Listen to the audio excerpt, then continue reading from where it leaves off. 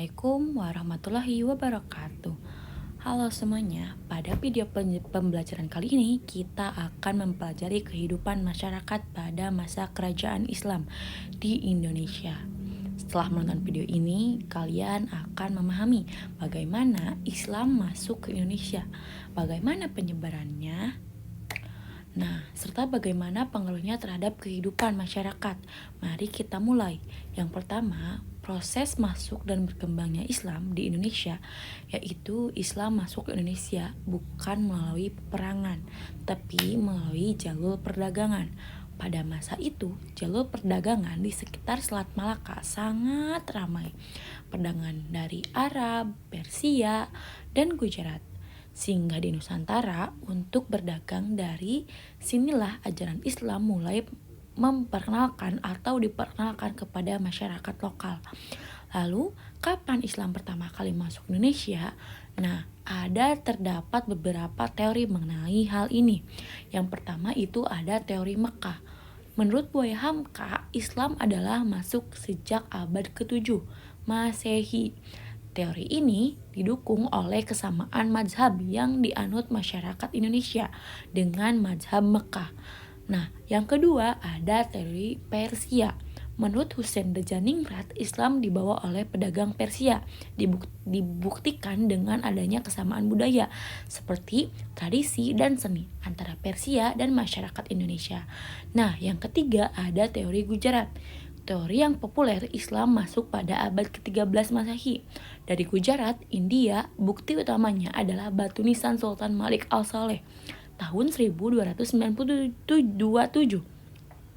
Selain itu, catatan Marco Polo tahun 1292 juga menyebut bahwa Persia adalah kota Islam. Islam datang pada dua gelombang, abad ke-7 Masehi dari Arab, abad ke-13 melalui Gujarat. Persebaran Islam di Indonesia. Masuknya Islam terjadi beberapa daerah. Pertama yang menerima pengaruh Islam adalah Indonesia bagian barat, terutama wilayah pelabuhan internasional seperti Samudra Pasai, Aceh, kemudian menyebar ke Banten, Jepara, Gresik, Tuban, Makassar, hingga Ternate dan Tidore. Selain itu juga cara-cara penyebaran Islam. Yang pertama itu ada perdagangan. Perdagangan. Para pedagang muslim menyiarkan Islam sambil berdagang. Ketika menetap sementara, mereka mengajarkan nilai-nilai Islam. Yang kedua ada perkawinan. Para pedagang sering menikah dengan penduduk lokal, termasuk bangsawan. Dari sini Islam cepat menyebar. Lalu ada pendidikan. Ulama mendirikan lembaga pendidikan seperti surau, dayah, dan pesantren sebagai pusat belajar agama. Lalu ada kesenian. Tokoh seperti Sunan Kalijaga menggunakan wayang, gamelan, tembaga, serta ukir untuk memasukkan nilai-nilai Islam dalam budaya yang sudah populer. Ini membuat masyarakat mudah menerima ajaran baru. Pengaruh Islam terhadap masyarakat Indonesia yaitu ada di bidang politik. Banyak kerajaan Hindu-Buddha berubah menjadi kerajaan Islam dengan sistem kesultanan. Lalu ada bidang sosial. Sistem kasta mulai pudar, muncul golongan baru seperti sunan, ulama, dan kiai. Lalu ada bidang agama. Sebagian besar masyarakat beralih dari Hindu-Buddha menjadi pemeluk agama Islam.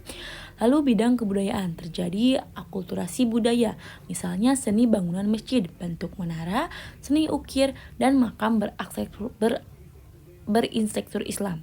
Jadi Islam masuk Indonesia melalui jalur perdagangan secara damai. Penyebarannya dilakukan melalui perdagangan, perkawinan, pendidikan, dan kesenian. Kedatangan Islam membawa perubahan besar dalam kehidupan sosial, budaya, dan politik masyarakat Indonesia. Dari sinilah terbentuknya Indonesia yang beragam namun tetap bersatu. Terima kasih sudah menyimak video pembelajaran ini. Semoga materi yang disampaikan membantu kalian memahami sejarah perkembangan Islam di Indonesia. Wassalamualaikum warahmatullahi wabarakatuh.